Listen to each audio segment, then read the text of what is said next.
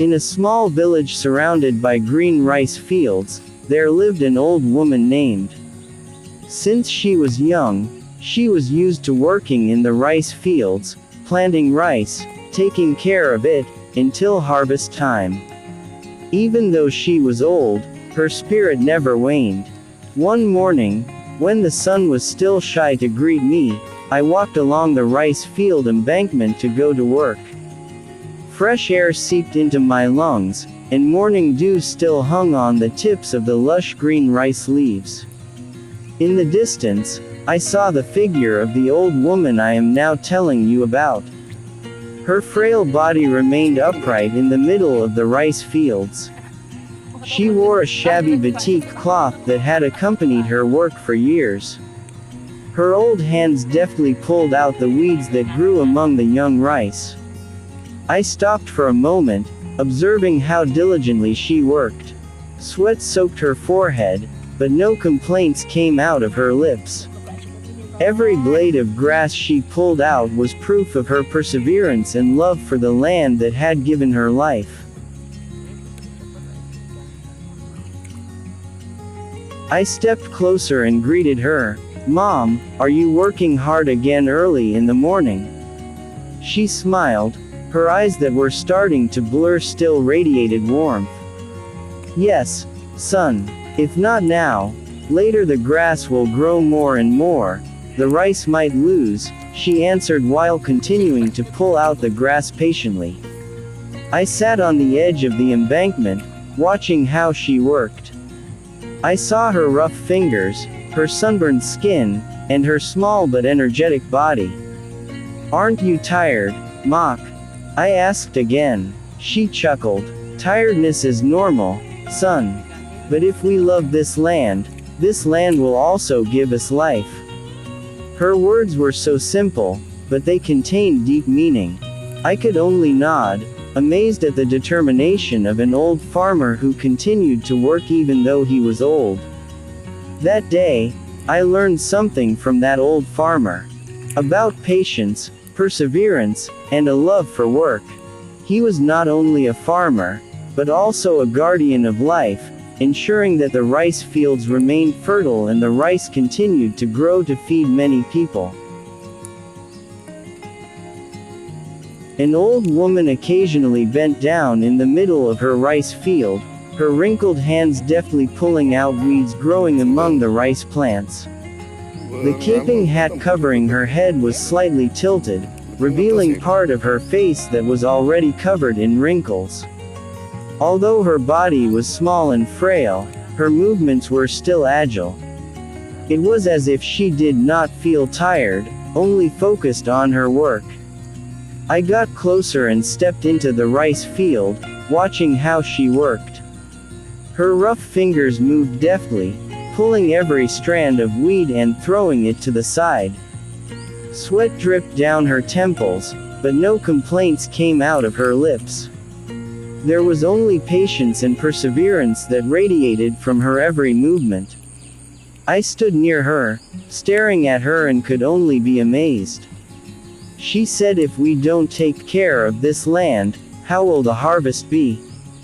This land has fed us for a long time, now it's our turn to take care of it." We continued chatting. Occasionally I asked about her life, about how she survived even though she was old. She said that since she was little she had been used to working in the rice fields, following in her parents' footsteps. For her, the rice fields were not only a place to earn a living, but also a part of her life. I increasingly understood that behind every grain of rice we eat, there is the hard work of people like this old woman. Those who never tire of caring for the rice, ensuring the soil remains fertile, and looking forward to the harvest with great hope. I still watched her, but the image of my parents flashed through my head, how strong my parents were who also worked as farmers. The old woman taught me about sincerity, hard work, and loyalty to the land on which we stand. That day, I not only saw a farmer at work, but also witnessed a sincere love for nature and life. After chatting for quite some time with a very wise old woman, it was time for me to continue my journey to the rice fields. The gentle breeze still faithfully accompanied my steps, bringing with it the sound of rustling leaves and the distinctive scent of wet soil after last night's rain. My steps felt more steady, as if there was a new spirit flowing within me after hearing the old woman's life story. She was not just an ordinary farmer. From her wrinkled face, I could see traces of years of hard work. From her calm eyes, I felt extraordinary determination. She told me how since she was little she had been used to working in the rice fields, helping her parents hoe, planting rice, and waiting for the harvest with full hope. There was no word give up in her dictionary of life, even when heavy rain damaged her crops or when a long drought made the ground crack. No matter what happens, we must keep working. Because diligent hands will always find their way, she said earlier in a soft voice, but full of conviction. Those words kept ringing in my head as I passed the muddy rice field embankments, heading to the place where I would spend the rest of the day farming.